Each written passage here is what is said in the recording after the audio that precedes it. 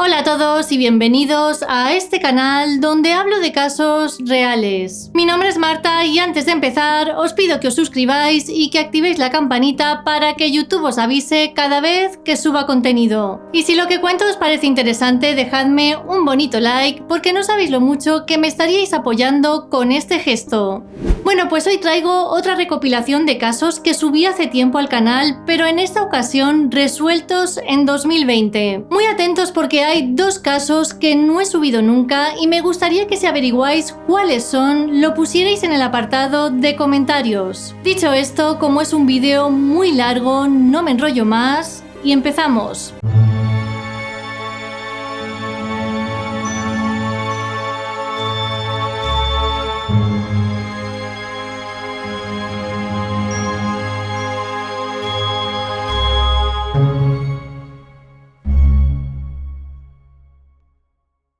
John Anthony Manzi, o Tony como todo el mundo le llamaba, nació el 7 de diciembre de 1967. En 1983 era un adolescente de 15 años que estudiaba en la escuela de secundaria y que vivía en Columbus, Ohio, con sus padres y su hermano menor. Su familia decía de él que era un chico lleno de vida, extrovertido y que se llevaba muy bien con todos sus compañeros de clase. Le gustaba mucho escuchar música y tenía una especial predilección por el grupo AC/DC. El 15 de octubre de 1983, Tony fue visto por última vez a la salida del cine York Plaza de Columbus, y a partir de aquí nadie más volvió a verle con vida. Esa tarde las horas iban pasando y cuando sus padres vieron que el adolescente no regresaba a casa, empezaron a entrar en pánico. Al día siguiente, un hombre que estaba en Galena, una localidad situada a unos 30 kilómetros en coche de Columbus, encontró varias bolsas de basura cerca de la carretera y una de ellas parecía mostrar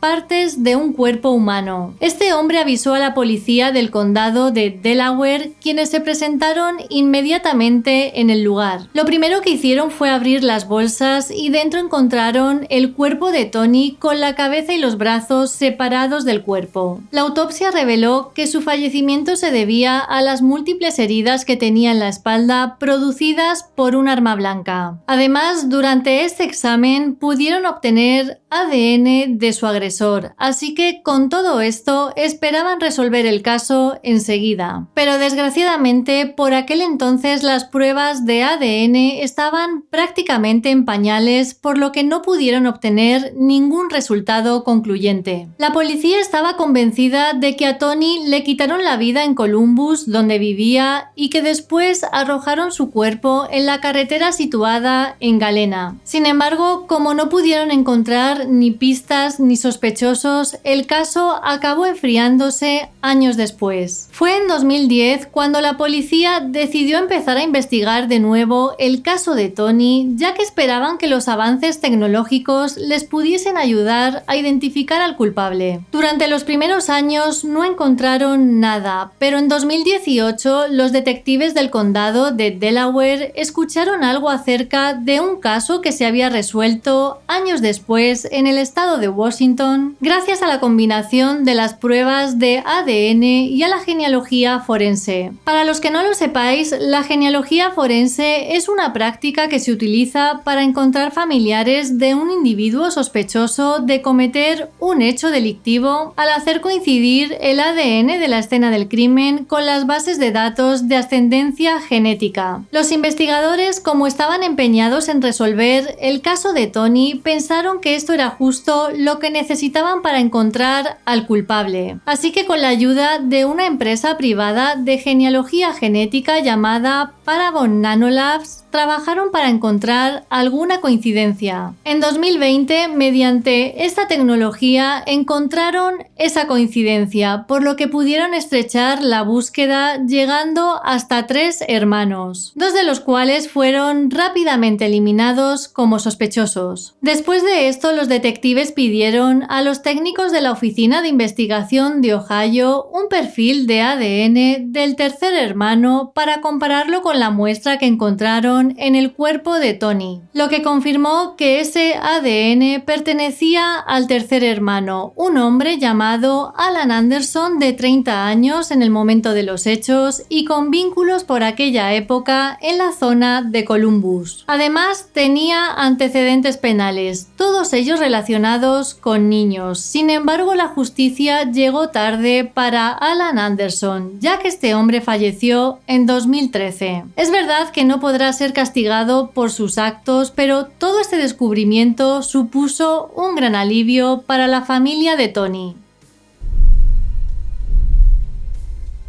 Tonya McKinley vivía en Pensacola, Florida, y en el momento de los hechos era una joven de 23 años que tenía un hijo de 18 meses. En 1985 se fue a un bar para celebrar el Año Nuevo, pero nunca más regresó a casa. Horas después, y cerca de este bar, una familia que pasaba por allí encontró el cuerpo de Tonya sin vida al lado de una carretera. Según la autopsia, su fallecimiento se produjo por asfixia mecánica y además el forense determinó que su atacante había abusado de ella dejando ADN por todo su cuerpo. Los investigadores entrevistaron a varios clientes y amigos que esa noche habían estado en el bar con Tonya, pero no pudieron relacionar a nadie con el caso. A pesar de tener pruebas de ADN, el caso acabó enfriándose, aunque según dijeron los investigadores tiempo después, a lo largo de los años aparecieron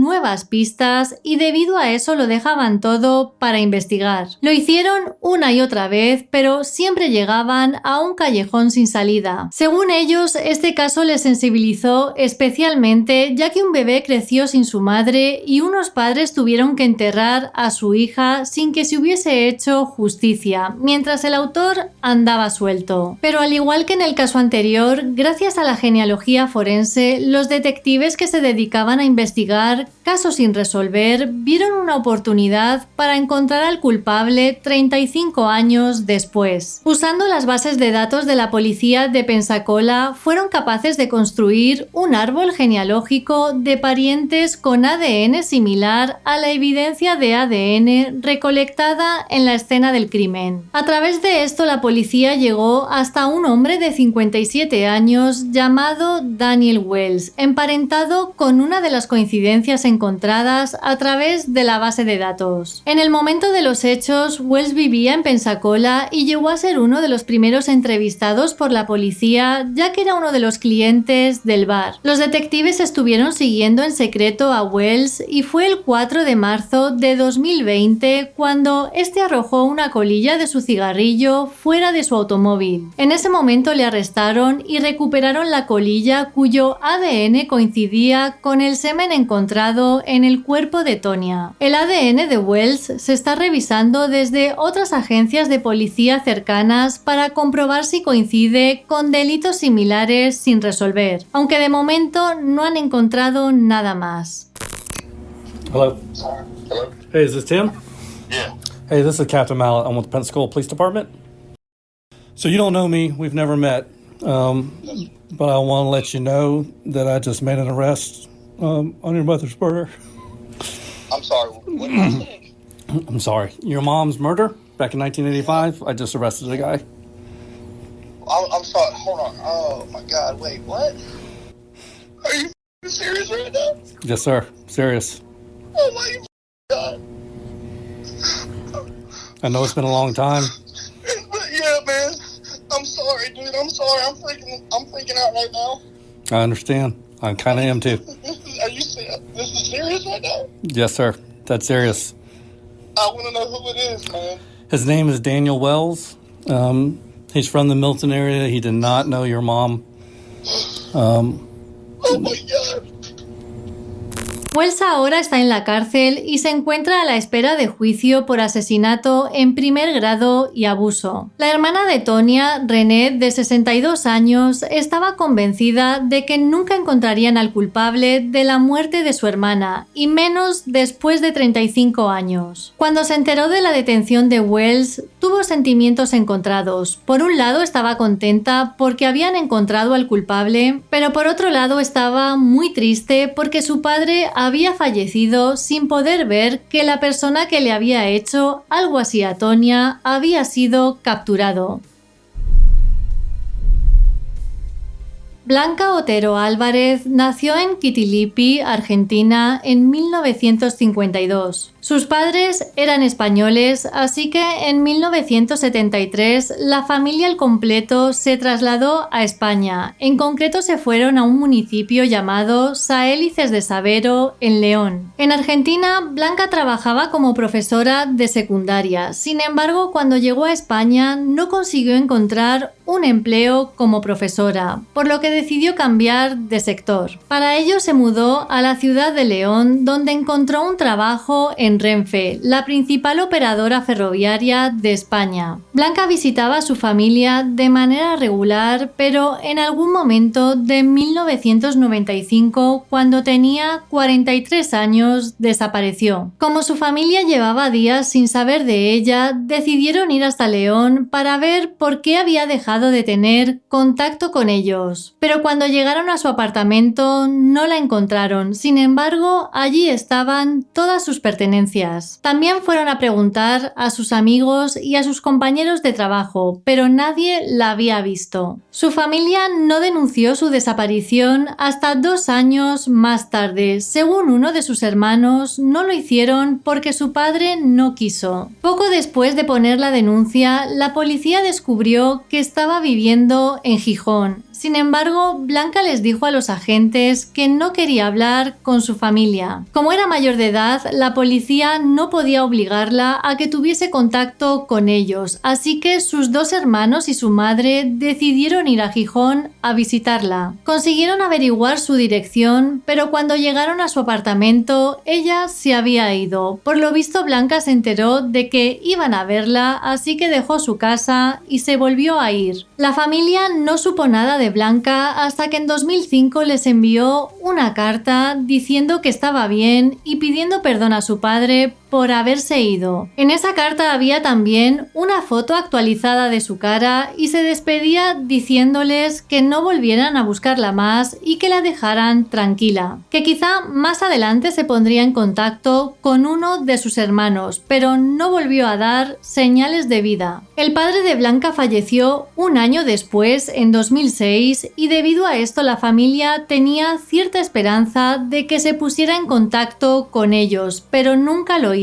Pasaron los años y al no tener más noticias de Blanca, llegaron a pensar que ella también había fallecido. Hasta que en 2013, uno de sus hermanos encontró un retrato robot que emitió la policía de una mujer de mediana edad que habían encontrado sin vida en la playa del Camello, en Santander. La mujer sin identificar era conocida como la Dama del Camello y la familia pensó que esta mujer podría ser Blanca debido al gran parecido que tenía con el retrato robot. Sin embargo, una prueba de ADN lo descartó. En septiembre de 2020, una mujer de 68 años llamada Eva fue reportada como desaparecida por sus vecinos en Pola de Siero, Asturias, después de no saber nada de ella durante días. Inmediatamente después, unos policías fueron a la casa de esta mujer y llamaron a su puerta, pero nadie les abrió. Curiosamente, la puerta estaba bloqueada desde dentro, lo que indicaba que la mujer estaba en la casa. Así que forzaron una de las ventanas para acceder al interior, ya que la mujer podría haber sufrido un accidente o un problema de salud grave que le impidiese abrir. Una vez dentro, los agentes encontraron a Eva sentada en el suelo sin poder moverse debido a un problema en sus piernas. Estaba consciente, pero extremadamente deshidratada y desorientada, por lo que llamaron a emergencias para trasladarla inmediatamente al hospital. Mientras esto sucedía, la policía intentó encontrar a la familia de la mujer para avisarles de lo ocurrido, pero para su sorpresa, la identidad por la que era conocida en el barrio no coincidía con lo que les aparecía en sus bases de datos. Lo que descubrieron fue que su identidad era falsa y que realmente se llamaba Blanca Otero Álvarez. Blanca llevaba años viviendo en Pola de Siero bajo el nombre de Eva y trabajaba cuidando niños, cuidando mascotas y limpiando casas. En los últimos años su salud se había deteriorado bastante y sus vecinos llegaron a afirmar que tenía dificultad para andar. Los agentes que la encontraron avisaron a la familia de Blanca para decirles que estaba viva. Y en la actualidad son sus hermanos los que se ocupan de ella y de su madre de 90 años que vive en una residencia de ancianos de Gijón. La mujer no sabe todavía que han encontrado a su hija y creen que lo mejor es ponerla en manos de psicólogos o de personas especializadas para que le cuenten que su hija Blanca ha aparecido. Sus hermanos no entienden qué le pasó por la cabeza para llegar a desaparecer de esa manera, porque según ellos eran una familia muy unida. En 1976, Pamela Maurer era una adolescente de 16 años que vivía junto a sus padres y sus 3 hermanos en Woodbridge, Illinois. El 13 de enero de 1976, la adolescente estaba en la casa de unos amigos y a eso de las 9:30 fue sola hasta un McDonald's para comprar un refresco. Lamentablemente, nunca regresó con su grupo de amigos ni a su domicilio. Fue por esto que la familia denunció su desaparición a la policía. A la mañana siguiente, unos trabajadores que estaban arreglando la carretera descubrieron en un lateral el cuerpo sin vida de Pamela. La autopsia reveló que había sido estrangulada y que además habían abusado de ella. De su cuerpo pudieron recolectar ADN de su atacante, pero por aquel entonces esto no servía de mucho, ya que la tecnología no estaba muy avanzada en este campo. Aún así, guardaron las muestras para más adelante. La muerte de Pamela fue investigada intensamente. Sin embargo, al no encontrar ningún tipo de pista sobre lo sucedido, el caso acabó enfriándose y durante décadas estuvo sin resolver. En 2001, los investigadores del condado de DuPage pudieron crear un perfil de ADN basado en las pruebas extraídas del cuerpo de Pamela. Sin embargo, este perfil nunca condujo a una coincidencia en la base de datos de índice combinado de ADN CODIS. En el año 2019, Paragon Nanolabs pudo crear una descripción detallada del sospechoso, incluido el color del cabello, los ojos y rasgos faciales. A partir de esto, los investigadores crearon un árbol genealógico basado en esos resultados y determinaron que el ADN coincidía con el de un hombre llamado Bruce Lindahl. Los agentes averiguaron que Lindahl había fallecido en 1981 a la edad de 28 años, por lo que no tuvieron más remedio que pedir una orden para poder exhumar su cuerpo y comparar su ADN con el encontrado en el cuerpo de Pamela. El 13 de enero de 2020, la oficina del fiscal del condado de DuPage anunció en una rueda de prensa que Bruce Lindahl era el responsable del crimen y que además no era el único que había cometido. Se sabe que 4 años después del asesinato de Pamela, Lindahl abusó de Debra Colliander, motivo por el cual fue arrestado. Posteriormente fue puesto en libertad bajo fianza hasta el día del juicio, pero 2 semanas antes de que este diera comienzo, Debra desapareció y el caso fue anulado. 2 años después encontraron el cuerpo sin vida de Debra en una zona rural, pero en ese momento Lindahl ya había fallecido. Se sabe que en 1981 Lindahl apuñaló a un chico de 18 años llamado Charles Hoover. Durante el ataque, Lindahl se apuñaló a sí mismo por accidente y perdió la vida casi al instante. Los agentes creen que en la década de los 70 hubo otras víctimas y también antes de su muerte. El padre y los hermanos de Pamela no conocían de nada a este hombre, pero sintieron un gran alivio al saber quién le había quitado la vida a la joven.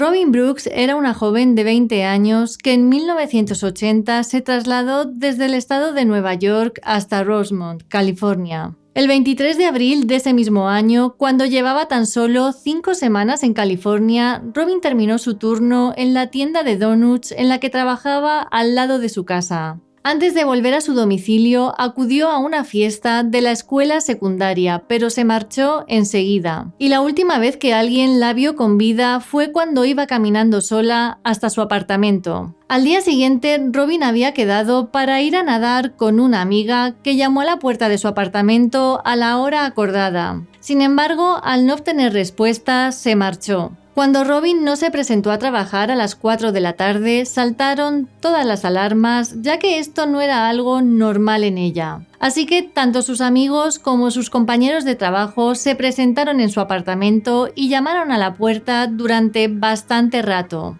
Como la joven no abría, le pidieron al administrador del edificio que les dejara entrar y ya en el interior encontraron a Robin en su cama sin vida. La autopsia estableció que había fallecido en torno a las 2:30 de la madrugada. Había sido apuñalada varias veces y en su cuerpo también hallaron signos de abuso. En el apartamento no había señales de que alguien hubiese forzado la entrada, por lo que los investigadores pensaron que el asesino probablemente había accedido a la vivienda a través de una de las ventanas. En la escena del crimen pudieron recoger ADN del agresor, ya que al parecer este se había cortado durante el ataque. Durante varios meses estuvieron interrogando a gente, pero al no encontrar más pruebas ni sospechosos, el caso se enfrió durante años. En 2004, el Laboratorio de Criminalística de Sacramento desarrolló un perfil de ADN de la persona que había dejado su muestra en el lugar de los hechos. Este perfil se cargó en la base de datos del sistema de índice de ADN combinado, pero no hubo coincidencias. Aún así, los investigadores continuaron con el caso y en 2016 pidieron nuevamente la ayuda del público para resolverlo. Algunos investigadores, como por ejemplo la sargento Mikey Lynx, continuaron con el caso mucho después de su jubilación. En 2017, la policía usó el fenotipo del ADN que tenían para determinar cómo podría haber sido el asesino de Robin. Según esta prueba, era un hombre afroamericano con una edad comprendida entre los 20 y 30 años en el momento del crimen. Esta imagen fue distribuida durante meses, pero tampoco tuvieron éxito. Finalmente, la policía anunció que gracias a la genealogía genética habían dado con un hombre llamado Philip Wilson, de 71 años, que fue arrestado el 23 de abril de 2020 como sospechoso. El anuncio se hizo justo cuando se cumplían 40 años de la muerte de Robin. En 1980, Philip vivía en el mismo complejo de apartamentos que la joven y por aquel entonces estaba a punto de cumplir 30 años. La policía no quiso decir si Robin y Philip se conocían y añadieron que por el momento no iban a revelar más detalles del caso. En la actualidad, Philip está a la espera de juicio en una cárcel de Sacramento, California, y hasta entonces no podrá salir bajo fianza. María, la hermana de Robin, declaró durante una entrevista que el fallecimiento de su hermana había causado un dolor desgarrador a toda la familia y calificó el arresto de Philip como agridulce. En 1987, Barbara Blatnick, de 17 años, vivía en Cleveland, Ohio, y por aquel entonces estudiaba en un instituto católico de la zona. Bárbara, a la que algunos de sus amigos llamaban cariñosamente Barbie, era una joven muy sociable, despreocupada y rebelde.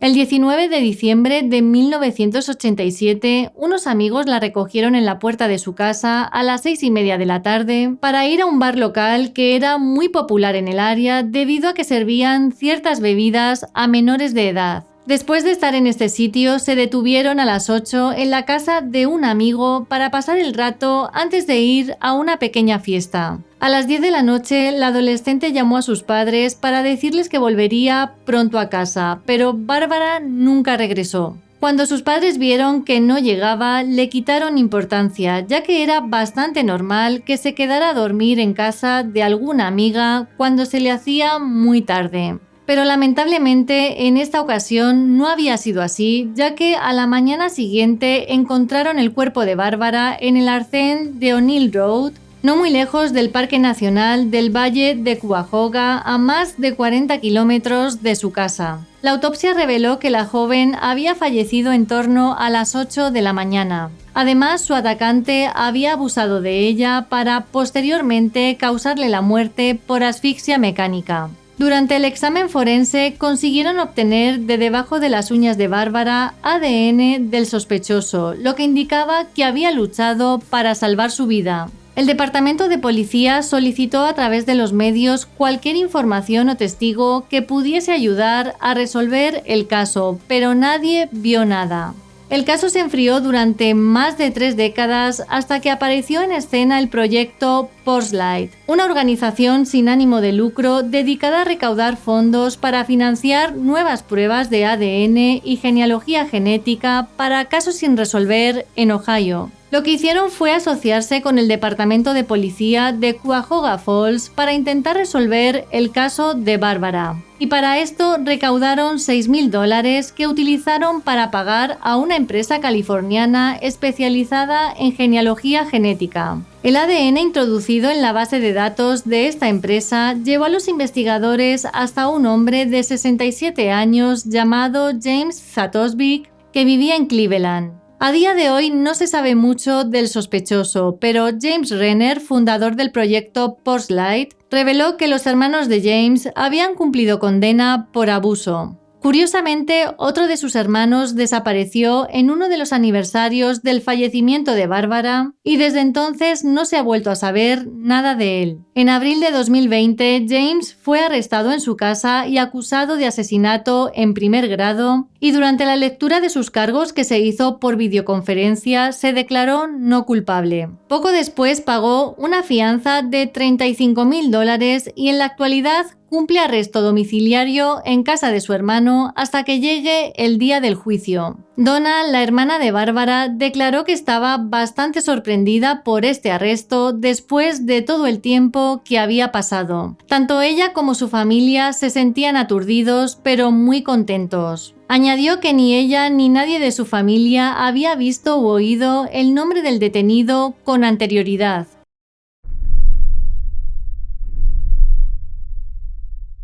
Fawn Cox era una estudiante de secundaria que en 1989 residía con su familia en Kansas City, Missouri. Allí era miembro activo de la iglesia, donde participaba en numerosas actividades para jóvenes. En el verano de 1989, la adolescente, que por aquel entonces tenía 16 años, empezó a trabajar como cajera en un parque de atracciones llamado Walls of Fun. La noche del 25 de julio llegó a su casa después de trabajar, habló con sus padres durante un rato y a las 11 de la noche se fue a dormir, ya que tenía que madrugar para trabajar de nuevo. A la mañana siguiente, el despertador de Fawn sonó tal y como hacía siempre, pero en esta ocasión la joven no lo apagaba. Es por esto que su madre y Felicia, su hermana pequeña, fueron a la habitación para ver por qué la chica no se levantaba. Cuando intentaron despertarla, Fawn estaba en la cama, pero ya sin vida. La autopsia reveló que alguien había abusado del adolescente y que después le había causado la muerte, asfixiándola con el cable de un dispositivo electrónico que había desaparecido de su habitación. Hay que añadir que en el cuerpo encontraron ADN y pelos del culpable, algo que les sería muy útil en el futuro. La policía empezó a pensar que quizá Fawn había sido atacada durante la noche por un ladrón. Su teoría era que el intruso había escalado a la ventana y entrado en la habitación a través de un camión que había aparcado delante de la casa. Fawn compartía habitación con una de sus hermanas, pero era el único miembro de la familia que esa noche estaba durmiendo en la parte de arriba, ya que hacía tanto calor que el resto de la familia decidió dormir abajo junto al aire acondicionado.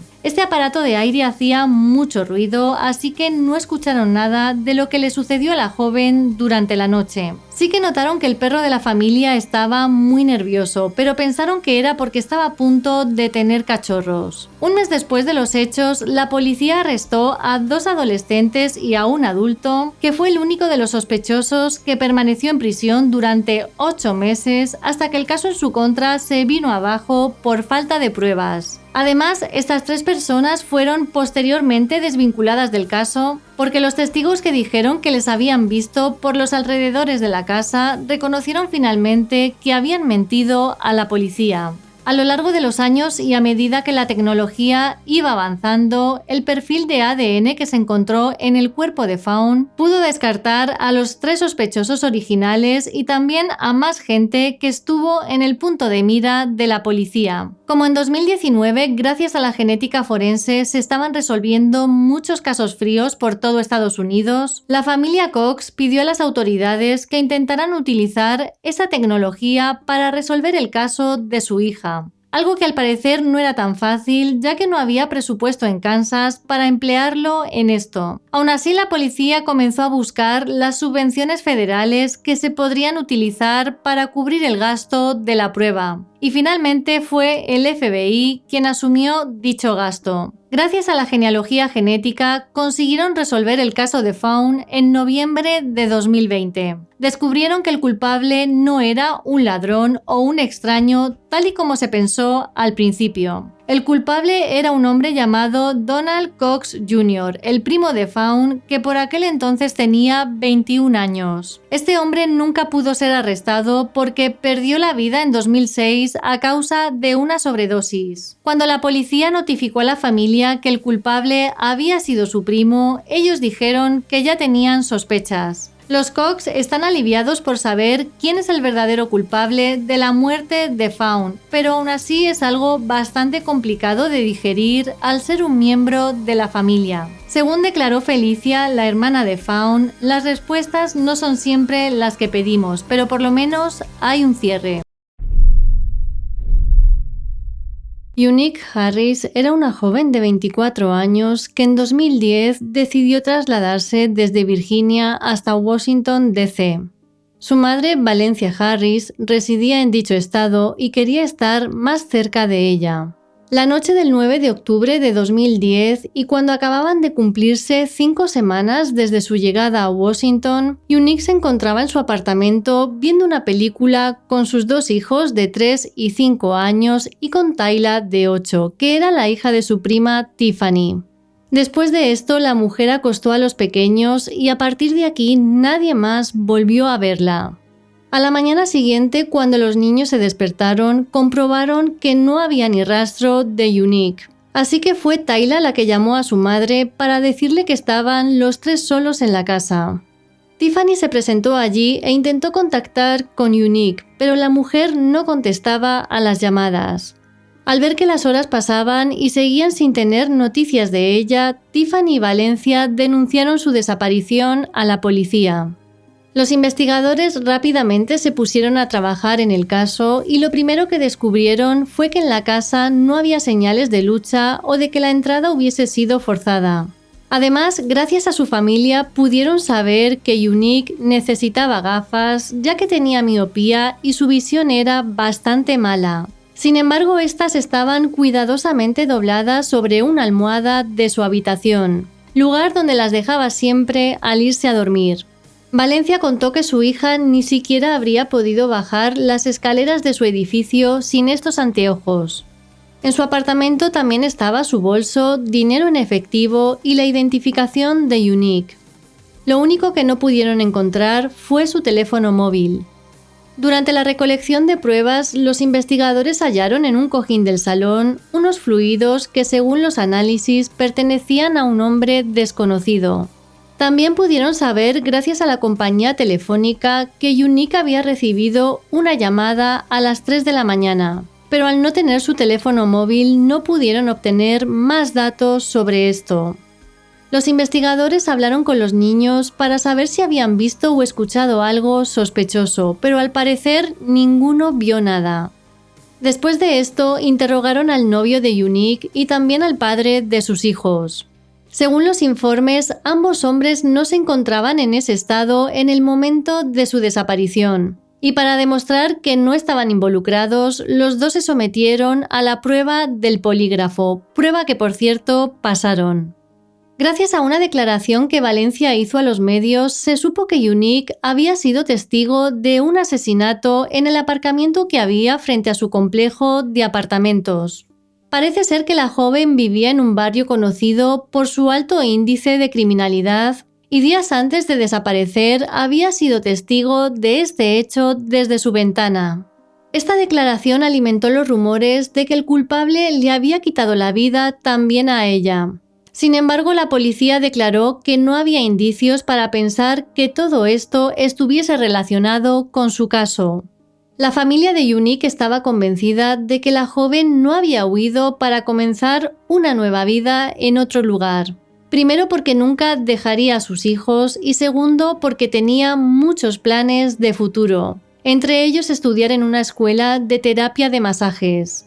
Los investigadores siguieron todas las pistas que iban encontrando, pero lamentablemente nunca les condujeron a nada. Sin embargo, el caso dio un giro en 2017 cuando uno de los hijos de Unique acudió a la policía para contar algo que recordaba y que podría ser útil para el caso.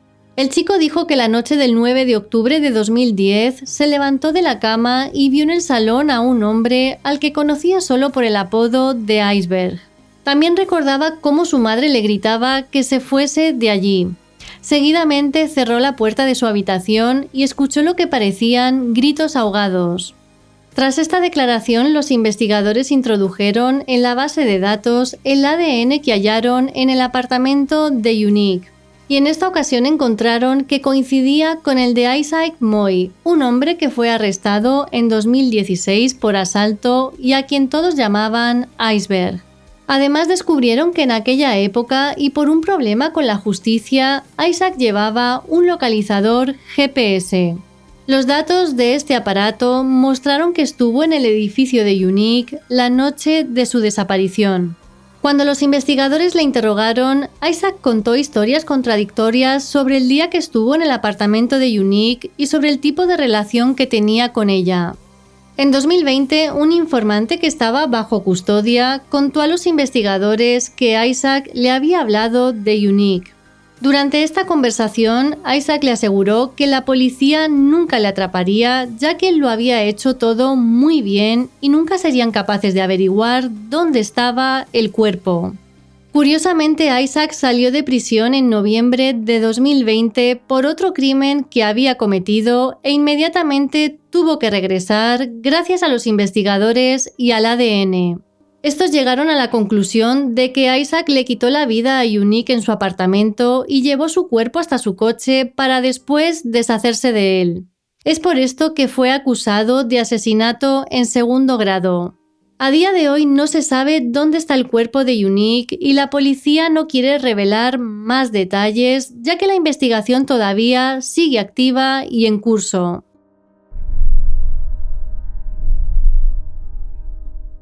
El 26 de abril de 1995, dos cazadores estaban en una zona boscosa de Decatur, Alabama, cuando tropezaron con el cuerpo sin vida de un hombre. Inmediatamente avisaron a la policía y cuando se presentaron en el lugar de los hechos, pudieron comprobar que alguien le había quitado la vida de un disparo en la cabeza. Este hombre fue identificado como Christopher Alvin Daly, de 26 años, y lo único que encontraron en la escena del crimen fue su coche, que estaba parcialmente sumergido en el río Tennessee. A pesar de la intensa investigación, nunca hubo un sospechoso relacionado con el caso. Durante años este fue revisado y siguieron diferentes pistas, pero finalmente acabó enfriándose. Sin embargo, el 18 de noviembre de 2020, la policía de Decatur recibió una llamada de teléfono de un hombre llamado Johnny Dwight White, de 53 años. Este hombre se puso en contacto con ellos para confesar un crimen que había cometido hacía varios años. Posteriormente se reunió con los detectives y les contó que era un enfermo terminal que había decidido confesarlo todo antes de fallecer. Sin embargo, los agentes no sabían a qué se refería y se esforzaron por averiguar de qué estaba hablando. Y es que Johnny había olvidado la fecha exacta en la que había cometido el crimen, pero sí recordaba que el lugar era una zona boscosa cerca de la ciudad. Mirando en archivos antiguos, el detective Mukaddam finalmente descubrió que se refería al caso de Christopher Alvin Daly. Es por esto que los agentes le llevaron hasta la escena del crimen para que hiciese una recreación de lo sucedido. La información que les dio coincidía con el caso y con ciertos detalles que nunca habían salido en los medios. Tras comprobar la verosimilitud del relato de Johnny, este fue detenido y acusado de quitarle la vida a un hombre. Actualmente solo podrá salir si paga una fianza de $15,000. Mukaddam declaró a los medios que a día de hoy no podía comentar nada sobre el móvil del crimen, y también añadió que los fiscales tienen la intención de llevarle a juicio independientemente de su estado de salud. Mukaddam, que poco después informó a la familia de la víctima que habían atrapado al culpable, dijo que Johnny también confesó que estaba arrepentido y que antes de fallecer quería quitarse ese peso de encima. El detective celebró que finalmente pudo darle un cierre a la familia de Christopher después de 25 años.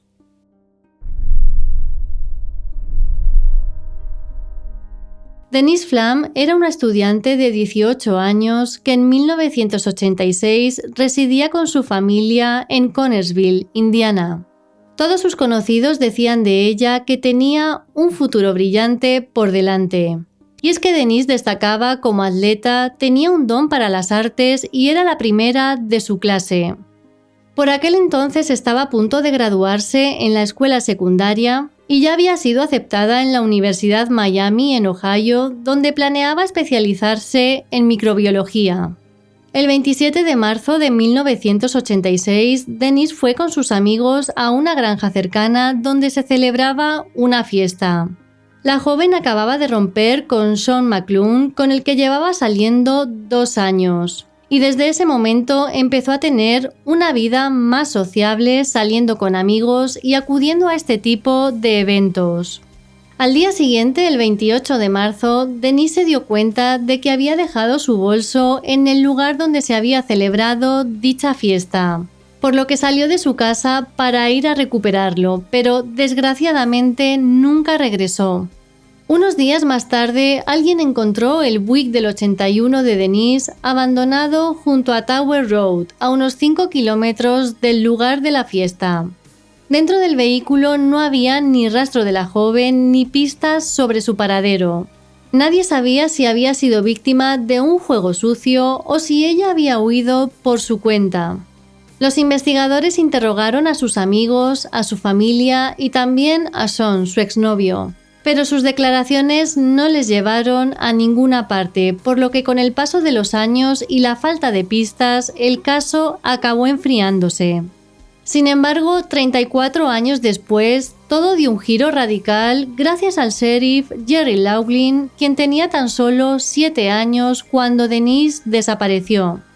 Jerry se hizo cargo del caso y en julio de 2020 decidió interrogar de nuevo al exnovio de la joven, que en ese momento tenía 56 años y se encontraba en prisión por fraude. Durante ese interrogatorio, Sean McClune admitió haberle quitado la vida a Denise el 28 de marzo de 1986. Them having peace of what happened to their daughter and them ultimately being able to have a proper memorial and burial for Denise is something that we hope to bring to them. Closure has always been the goal here. El sheriff contó a los medios que la investigación sigue abierta para recabar más datos. Y por otro lado, todavía no ha querido aclarar si han encontrado el cuerpo de Denise o cuáles fueron los motivos que tuvo Sean para quitarle la vida. La familia de la joven quiso agradecer a través de Facebook todo el apoyo que habían recibido. También escribieron que en estos momentos necesitaban privacidad, tiempo para llorar y para asimilar todo lo ocurrido. En 2009, Esther Lucille Westenbarger era una mujer de 51 años que se acababa de trasladar a Kokomo, Indiana, para estar más cerca de su madre y sus hermanos. Gracias al dinero que tenía ahorrado, consiguió alquilar su propio apartamento. El 12 de noviembre de 2009, la mujer aparcó su Cadillac en la puerta de un bar y dentro pasó unas horas con un grupo de amigos que acababa de conocer. Esther fue vista por última vez a la 1:30 de la mañana caminando hasta su coche. A partir de aquí, nadie más volvió a verla con vida. Su familia comenzó a sospechar que algo no iba bien al día siguiente, y es que Esther no acudió a la fiesta de cumpleaños que había planeado para su madre. Debido a esto, denunciaron su desaparición a la policía. El 13 de noviembre, la policía interrogó al grupo de amigos con el que estuvo esa noche, pero no pudieron aportar ningún tipo de información. Durante un tiempo tuvieron en el punto de mira a un hombre con antecedentes que vivía muy cerca de Esther. Sin embargo, nunca pudieron vincularle con la desaparición de la mujer. Lamentablemente, al no encontrar pistas, el caso acabó enfriándose hasta que el 17 de junio de 2020 la policía recibió una llamada. Al otro lado de la línea estaba un pescador que decía haber visto un coche dentro de un lago. Un equipo de rescate fue hasta el lugar y sacó el vehículo hasta la superficie. Era un Cadillac con restos humanos dentro. Una prueba de ADN reveló que se trataba de Esther Lucille Westenbarger. Los agentes creen que la noche de su desaparición bebió demasiado y mientras conducía de camino a su casa cayó por accidente en el lago. La policía está convencida de que no hubo juego sucio. Jennifer Lee Skyner Watkins nació el 24 de noviembre de 1975 en Massachusetts, Estados Unidos. Jennifer era la segunda de los 4 hijos del matrimonio formado por William e Irene Skyner. Como de su infancia no hay datos, voy a saltar en el tiempo hasta el 8 de abril de 1995, fecha en la que contrajo matrimonio con Michael Ray Watkins. Al poco tiempo, la pareja dio la bienvenida a su primer hijo, un niño llamado Michael Ray Jr., y muy seguido tuvieron a una niña a la que pusieron el nombre de Mariah Paige Irene. En 1999, Jennifer, de 23 años, residía con su marido y sus hijos en Colorado Springs. Y tan solo 2 semanas antes de los hechos consiguió un empleo como ayudante de cocina en el Hospital Memorial de Colorado Springs, algo por lo que se sentía muy feliz.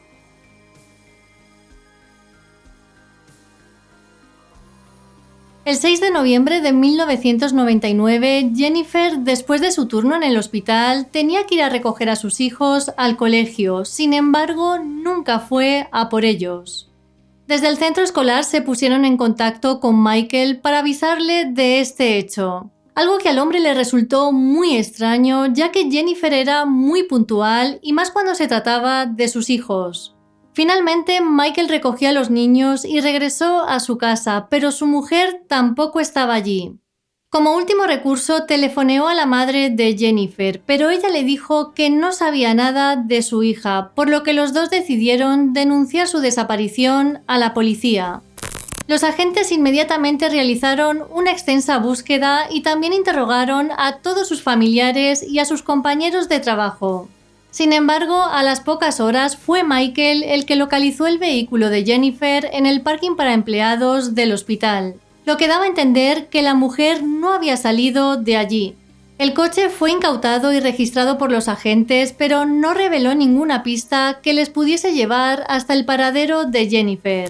Pero a las 10 de la mañana del 8 de noviembre de 1999, mientras los detectives seguían interrogando al personal del hospital, recibieron un aviso bastante perturbador. Y es que les notificaron que había aparecido un cuerpo debajo de una escalera en un área del hospital en construcción. Al parecer, 2 empleados del servicio de mantenimiento de ascensores de dicho hospital fueron a la escalera del 8º piso para inspeccionar y reparar el hueco de un ascensor. Cuando entraron en el área de la escalera, detectaron un olor desagradable y justo cuando miraron debajo encontraron lo que parecía ser la forma de un cuerpo envuelto en plástico y atado con cinta adhesiva. Cuando los investigadores llegaron al lugar y retiraron el plástico, descubrieron el cuerpo sin vida de una mujer que llevaba puesta una bata de uniforme de color verde azulado. El resto de su ropa apareció tirada por el hueco de la escalera, lo que daba a entender que su agresor había abusado de ella. Durante el examen forense, la mujer fue identificada positivamente como Jennifer Watkins, de 23 años. La autopsia además determinó que efectivamente había sufrido abusos y que su fallecimiento se debía a un fuerte traumatismo que presentaba en la cabeza. A partir de este punto iniciaron una investigación por homicidio, pero lo que menos podían imaginar es que les llevaría años dar con el verdadero culpable.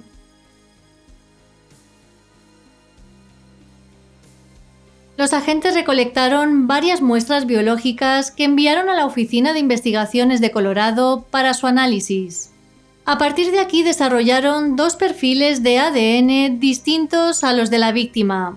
Estos perfiles se desarrollaron gracias a las muestras encontradas en el cuerpo, en el envoltorio de plástico y en los pantalones de la víctima. Hay que decir que todo este ADN recuperado, aunque era desconocido, coincidía entre sí. Por otro lado, los investigadores tomaron muestras biológicas a varios sospechosos, pero no hubo coincidencias con el ADN encontrado en el lugar de los hechos. Mientras continuaba la investigación, Michael, el esposo de Jennifer, fue entrevistado varias veces y hay que decir que cooperó plenamente con cualquier cosa que le pedían los investigadores. También varios empleados y contratistas que trabajaban en el Hospital Memorial fueron entrevistados más intensamente por los detectives. Pero al no encontrar ninguna pista fiable, el caso se fue enfriando con el paso del tiempo. Aún así, durante años, varios detectives continuaron trabajando en este caso con el fin de identificar a un sospechoso. Hasta que en 2017 los detectives de casos abiertos decidieron colaborar con la empresa de ingeniería genética Parabon Nanolabs. Esta empresa con sede en Virginia usó el ADN encontrado en la escena y en el cuerpo de Jennifer para predecir la apariencia física y la ascendencia del posible culpable. Es por esto que en junio de 2018 la policía dio a conocer la imagen compuesta de cómo habría sido el sospechoso en noviembre de 1999 y además alentaron a cualquiera que reconociera la foto a dar más información. En marzo de 2019 y también a través de Parabon, las muestras de ADN se sometieron a una investigación de genealogía genética.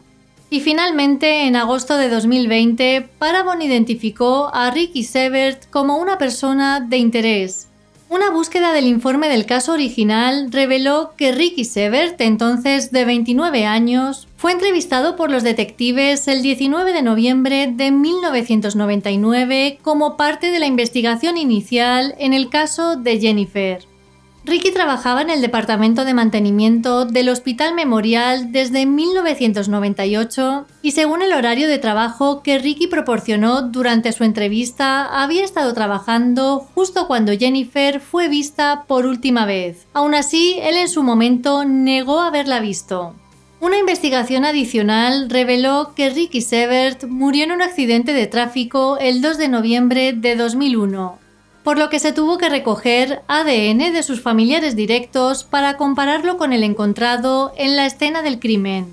El 1 de octubre de 2020, y gracias a esta prueba de ADN, la Fiscalía estableció que Ricky Sebert era el culpable de la muerte de Jennifer Watkins. Pero como Ricky había fallecido en 2001, la investigación se cerró por muerte del delincuente. Aunque todavía quedan muchas respuestas en el aire, la familia de Jennifer ha podido saber quién fue el responsable de su fallecimiento.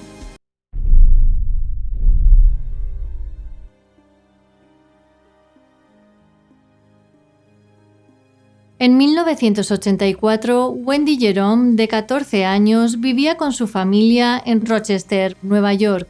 El 22 de noviembre de ese mismo año se celebraba el Día de Acción de Gracias, por lo que Wendy a las 7 de la tarde fue hasta la casa de un amigo que vivía cerca para entregarle una tarjeta de felicitación.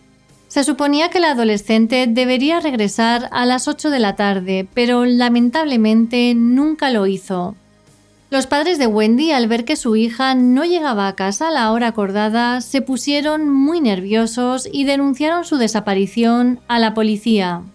A las pocas horas, los peores temores fueron confirmados cuando un transeúnte encontró el cuerpo de Wendy en un rincón que había detrás de una escuela cercana a su casa. Según la autopsia, la adolescente falleció por los golpes que presentaba en la cabeza. Además, su atacante había abusado de ella, dejando numerosas muestras de ADN por todo su cuerpo. Los agentes encargados del caso introdujeron este ADN en la base de datos, pero no hubo coincidencias. También examinaron cientos de pistas y corazonadas, pero nada de esto les llevó a ninguna parte, por lo que con el paso de los años el caso acabó enfriándose. 36 años después, los investigadores que en ese momento se encargaban de la investigación fueron hasta la casa de Marlene, la madre de Wendy, para decirle que habían resuelto el caso. Al parecer, la policía de Rochester tuvo la idea de aplicar la genética forense en el caso de Wendy para ver si podían resolverlo. Esta prueba les llevó hasta Timothy L. Williams, un hombre de 56 años que residía en Melbourne, Florida. Timothy fue arrestado en septiembre de 2020 en su casa y los agentes pudieron averiguar que en el momento de los hechos tenía 20 años y vivía en Rochester, muy cerca de la casa de la pequeña. Aún así, ni Wendy ni su familia le conocían.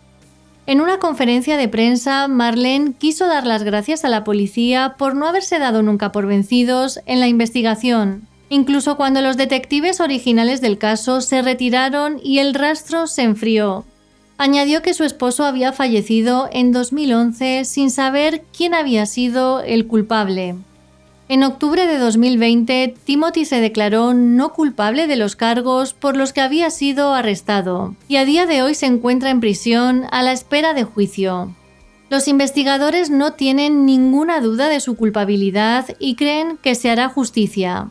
La juez del distrito, Julie Hahn, quien trabajó en este caso desde 2011, dijo que cuando tenía 11 años su madre le habló del caso de Wendy Jerome y esa historia tan horrible le ayudó a saber a qué quería dedicarse en la vida. Quiso con su profesión dar voz a todas las víctimas.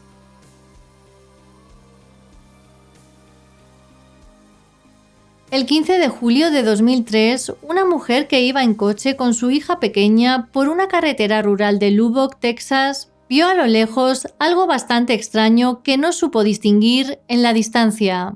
Cuando se acercó para comprobar qué era, descubrió un cuerpo sin vida, por lo que inmediatamente llamó a la policía. Los agentes confirmaron que el cuerpo pertenecía a una mujer joven y a simple vista parecía que había sido arrojada a un lado de esta carretera. La mujer fue identificada como Cynthia Palacio, de 21 años y madre de una niña de 2 en ese momento.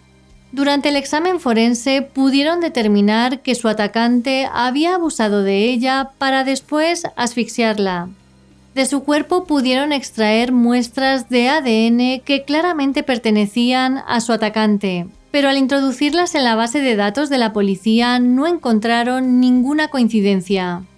La siguiente pista del caso llegó un año después, cuando en 2004 encontraron el cuerpo sin vida de Linda Carvajal, de 21 años, también en una carretera, pero en esta ocasión cerca del condado de New Deal.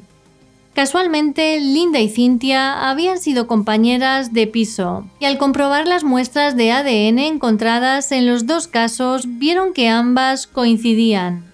Los últimos datos que hubo sobre este caso surgieron en 2014, cuando uno de los investigadores dijo a los medios que creía que el culpable en los dos casos podría tener una pick-up o un vehículo todoterreno, ya que el sitio donde arrojó los cuerpos era muy complicado para acceder en un coche normal.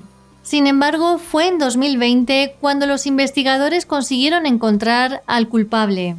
Todo comenzó cuando la propietaria de una inmobiliaria de Waco, Texas, llamó a la policía para denunciar que estaba recibiendo llamadas de un hombre que no dejaba de amenazarla con hacer daño a sus hijos. Mientras investigaban este hecho, descubrieron que había más mujeres de otras inmobiliarias que estaban siendo acosadas de la misma forma y por quien parecía ser la misma persona. Gracias al trabajo policial, en junio de 2020 arrestaron por acoso a Andy Castillo, de 57 años. Este hombre residía también en Lubbock y la sorpresa llegó cuando al tomarle las muestras de ADN e introducirlas en la base de datos, vieron que coincidía con las muestras encontradas en el cuerpo de Cynthia y de Linda. Andy en la actualidad se encuentra a la espera de juicio en la cárcel del condado de McLennan. Y los agentes que le capturaron no tienen ninguna duda de su culpabilidad.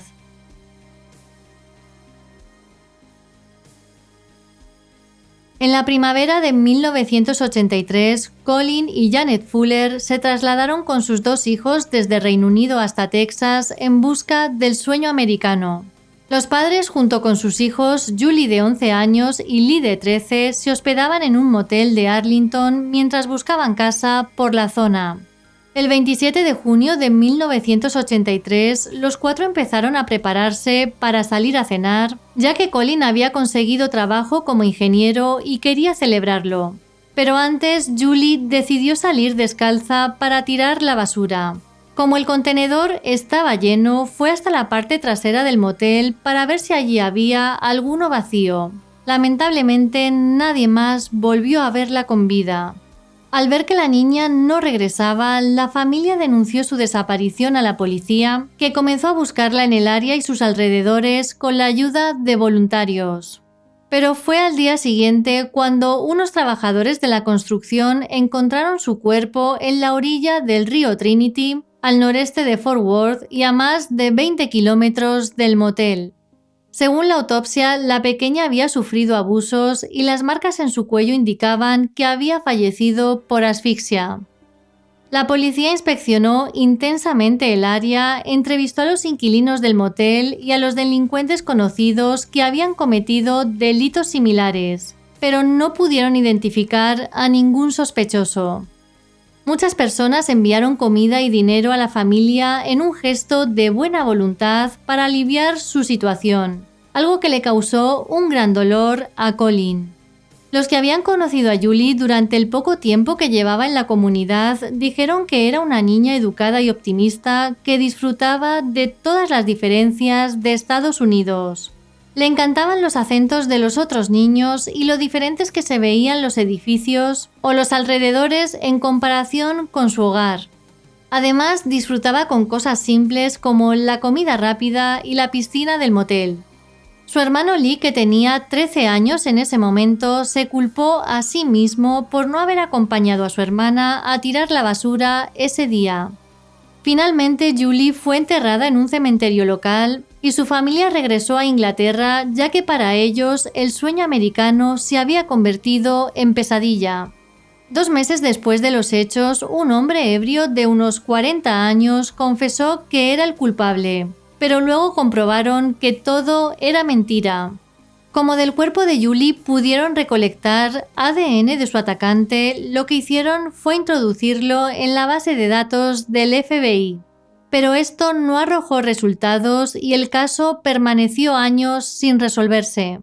En 2018, el Departamento de Policía de Fort Worth se asoció con Paramount Nanolabs para generar una imagen con los probables rasgos faciales del asesino basándose en el ADN encontrado. Pero esto fue algo que no les llevó a nada. Meses más tarde ingresaron el ADN en una base de datos de genealogía genética donde un familiar del culpable tenía un perfil. La policía se puso en contacto con este familiar y a principios de 2020 identificaron al culpable, un hombre llamado James McNichols. McNichols, que tenía esposa e hijos, falleció en 2004 en Iowa a la edad de 52 años. Los investigadores averiguaron que en el momento de los hechos vivía muy cerca del motel donde se alojaba la familia Fuller. Además, aunque este hombre tenía antecedentes penales, por alguna razón estos nunca fueron ingresados en ninguna base de datos criminal. Lee Fuller, el hermano de Julie, dijo que no podía decir que estaba feliz, pero para ellos sí que era bueno tener un cierre.